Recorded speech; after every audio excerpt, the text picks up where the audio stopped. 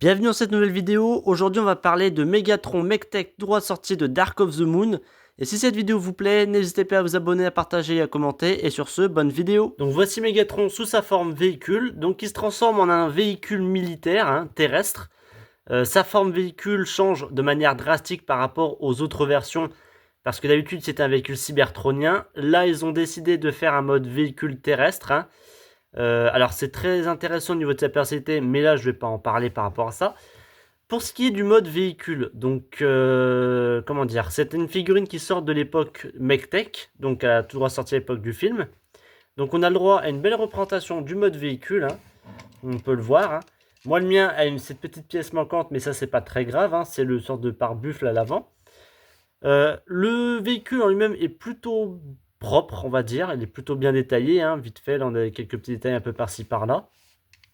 La petite question que je me pose, c'est par rapport à cette fenêtre, à quoi elle sert exactement. Parce que je sais pas trop pourquoi la fenêtre est littéralement ressortie.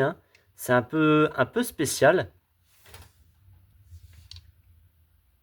De plus, alors, ce qui est plutôt bien, c'est qu'ils ont eu l'idée de mettre quand même sa sorte de cape un peu spéciale sur le véhicule. Donc on peut l'enlever tout simplement. Et donc là, on a littéralement le véhicule qui est littéralement, du coup, sans la cape, il est un peu plus visible. La citerne en elle-même, je comprends pas du tout son concept. Parce que, en fait, qu'est-ce que c'est que ces trucs-là? Je sais pas si c'est des roues, je sais pas trop ce que c'est. Parce que techniquement, cette pièce-là, c'est son arme. On a une échelle à l'arrière. Pareil, je sais pas trop à quoi elle sert. Parce que je vois mal quelqu'un passer derrière le camion pour monter sur l'échelle comme ça. Il aurait mieux fait de la mettre là sur le côté. Mais bon, pourquoi pas. À l'arrière, les pieds sont quand même plutôt bien visibles. C'est pas vraiment très très bien caché. Là, on a les mollets de plutôt visibles. Donc ça, c'est un petit peu dommage. Et en dessous, bon, c'est plutôt propre. On a, bon, vite fait le tibia qui est visible et un petit peu les mains. Mais de manière globale, le mode robot est caché par rapport au mode véhicule. On voit le petit logo des Decepticons juste ici. Franchement, c'est un super véhicule. J'aime beaucoup son design militaire. Franchement, je trouve ça plutôt classe. Ça fait un côté un peu Mad Max. Plutôt propre, plutôt screen accurate. Mais malheureusement, bon, cette pièce-là ne tient pas très bien en place. Et le seul truc qui est un peu dommage, c'est que si on la perd, enfin, si on l'enlève, même si ça cache, on va dire, en grande partie le système, le problème, c'est que là, on voit littéralement l'entièreté du robot. C'est un petit peu dommage, mais bon, c'est pas trop problématique en soi. Mais bon. Donc, pour ce qui est de son arme en elle-même, c'est une arme classique, une arme Mech-Tech. On appuie juste ici pour faire sortir l'arme. Ça ressemble un petit peu à rien du tout. Franchement, je sais même pas ce qu'ils ont voulu faire avec ce truc. C'est un peu moche. Mais ce qui est plutôt cool, c'est qu'on va pouvoir l'utiliser de manière un peu classique. Et ça, je trouve ça plutôt bien. Donc on peut ensuite lui remettre tranquillement à l'arrière de cette manière. Voilà. Donc sinon, le mode robot de manière globale est plutôt... Enfin, le mode véhicule, je veux dire, est plutôt propre. Plutôt fidèle, un très très bon véhicule. Maintenant, on va passer plutôt au mode robot. Voir si c'est tout aussi bien. Pour la transformation, on va déjà commencer par retirer son arme de manière globale. De cette manière. On va ensuite pouvoir se séparer les jambes avec les petites pièces sur les côtés et la citerne à l'arrière. Voilà, on la sépare de cette manière. On retourne la jambe dans le bon sens. Cette pièce-là, on va la faire remonter un petit peu. On va rabaisser la citerne pour faire un peu son mollet, on va dire. On remonte son pied de cette manière et ensuite, on n'a plus qu'à caler cette petite pièce-là en dessous, juste ici comme ça. On va faire pareil de l'autre côté. On remonte cette pièce-là de cette manière. On redescend la citerne. On la remet en place. On met le pied dans le bon sens. Et on n'a plus qu'à faire... Alors ça, cette pièce-là, je ne trouve pas vraiment très pratique. Voilà, de cette manière. Pour l'avant, on va déclipper ces petites pièces-là sur les côtés. Alors, quand elles sont bien clippées, c'est un petit peu galère de les sortir. Voilà. On les redescend de cette manière. On fait pareil de l'autre côté. Si ça veut bien. Ces pièces-là, voilà. Là, celle-là, c'est bien faite. Voilà. On n'a plus qu'ensuite, c'est à déclipper les jambes de cette manière. On les redescend un petit peu. On remet le bassin, enfin son truc là, au bon endroit. Les roues à l'arrière, on peut les déclipper, enfin pas les déclipper, mais un petit peu les retourner à l'arrière de cette manière. Maintenant, on va passer à l'avant. Donc, on va commencer par relever cette petite pièce là. On va Déclipper, c'est le sorte de pare-choc, hein. On va vite fait avancer les bras, enfin les déclipper et les ravancer. On redescend ça dans le bon sens, ça veut bien. Voilà, c'est un peu chiant quand c'est bien clippé.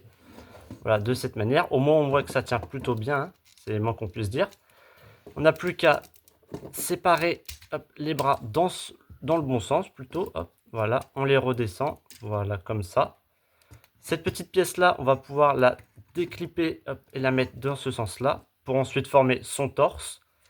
Donc là, on n'a plus qu'à faire ça comme ça. Et voilà. Donc là, on a fait le torse. On remet le bras dans le bon sens, s'il veut bien. Hop. Ah oui, non, j'ai oublié cette petite pièce-là aussi au passage. Si j'oublie, ça va pas le faire. Voilà. On déploie donc la main. On fait pareil de l'autre côté. Hop, on remonte le sorte de pare-buffle, hein, je crois que c'est comme ça que ça s'appelle. On le retourne. Voilà, on le remet au bon endroit. On retourne le bras, on le met dans le bon sens. On déploie la main. Hop. On reclippe comme il faut le dos. Bon là j'ai déjà fait et on peut remettre la citerne pareil dans le bon sens. Et ensuite pour finir, on n'a plus qu'à retourner le torse pour le mettre dans le bon sens. Donc voici Megatron sous sa forme robot. Donc on a le droit à un robot plutôt élancé comparé au film où c'est vraiment un robot très bulky, très massif. Là on a un robot très très fin et très élancé, hein. Déjà quand on voit au niveau des bras qui sont vraiment hyper maigres, même au niveau du torse et des hanches, on a l'impression qu'il est un peu anorexique, hein, sur ce coup-là. Son visage, pour commencer, est très très bien sculpté sur ce coup-là, avec sa blessure du deuxième film, hein, plutôt propre. Rien à redire là-dessus. Les détails sont là, au niveau du torse, voilà, au niveau des jambes, c'est pareil, c'est plutôt propre et bien détaillé. Il n'y a pas de backpack, c'est très fin, c'est très clean, rien à redire là-dessus. Les articulations sont propres, hein, sur ce coup-là. Hop, les bras peuvent tourner comme ça, voilà. Les coudes peuvent se tourner. La main, bon, ça c'est par la transformation. Les hanches, enfin, c'est plutôt le haut du torse qui bouge. Mais bon, on peut compter ça un peu comme une sorte d'articulation, donc ça marche plutôt bien.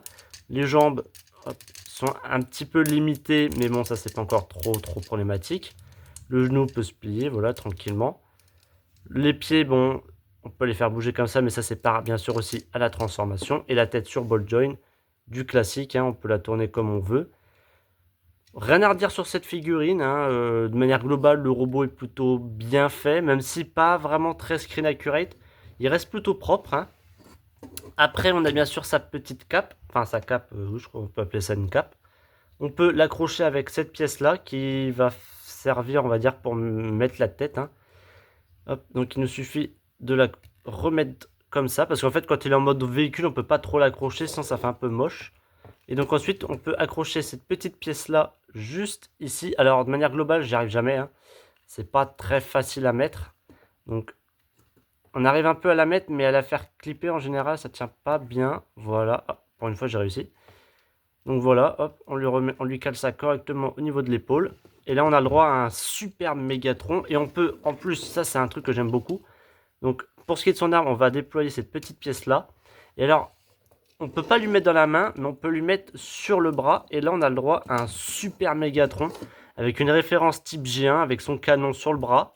Et je trouve ça juste génial. Avec sa cape, il a vraiment un flow incroyable. Même la cape est plutôt propre, hein, sur ce coup-là. Bon, c'est un plastique tout mou. Mais bon, ça, c'est pas... Je trouve que c'est même peut-être pas forcément mieux que du tissu, mais en vrai, ça fait le taf. De manière globale, c'est un très très bon robot, hein. Plutôt bien détaillé, hein. On peut plutôt bien s'amuser avec sur ce coup-là. Les enfants de l'époque ont été gâtés avec ces figurines parce que Dieu sait que la gamme Mech-Tech n'a pas eu que des grandes réussites, hein. Mais lui, sur ce coup-là, il est plutôt propre, hein, bien foutu, bien solide. Même la transformation est plutôt agréable et simple à comprendre et même plutôt à réaliser. De manière globale, c'est une très bonne figurine. Faut voir Alors, malheureusement, je n'ai pas la version Studio Series, mais quand je l'aurai, j'essaierai de voir si elle est mieux ou pas que cette version-là. Parce qu'il y a quand même eu au moins 10 ans d'écart entre les deux, je pense. Donc, de manière globale, j'espère que c'est une amélioration. Mais de ce que j'avais vu, elle est un peu creuse. Mais bon, ça encore, c'est pas fort à voir, je dirais. Mais de manière globale, ouais, franchement, cette figurine est plutôt propre. Si vous ne l'avez pas dans votre collection, je vous la recommande clairement. Vraiment, super figurine. Pour la prochaine figurine, je vous la laisse deviner. C'est un Studio Series qui est apparu uniquement durant le deuxième film, un personnage assez connu et à la fois un peu obscur. Il se fait one-shot dès le premier film, enfin dès le deuxième film, et sur ce, à une prochaine vidéo.